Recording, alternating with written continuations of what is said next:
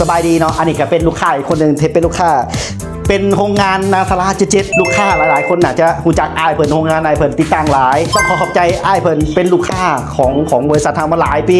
น้อยเนาะจักปีหลายเป็นลูกค้าบริษัททางนี้น่าจะประมาณตอนตั้งบริษัทใหม่ๆพุ่นแหละโดยอันนี้ขอบใจกับอ้ายหลายกับโรงงานนาซาราเจ็ดที่เพิ่นอุดหนุนกับเฮาตลอดมาเพราะว่าเฮากับพยายามซัพพอร์ตมื้อนี้เพิ่นกับเอาสินค้ามาให้เฮากดเช็คทีมงานซัพพอร์ตเฮากับกดเช็คให้อ้ายเพิ่นเฮาพยายามซัพพอร์ตให้อ้ายเพิ่นในไว้เซอร์วิสไว้ลูกค้าทุกท่านได้มอเตอร์ที่มีคุณภาพแบบนี้พวกเฮาคัดและพวกเฮามีทีมงานที่คอยซัพพอร์ตและมีโรงงานอ้ายเพิ่นที่คอยซัพพอร์ตถามว่าลูกค้าคนใดอยากติดตั้งติดต่อโรงงานอ้ายเพิ่น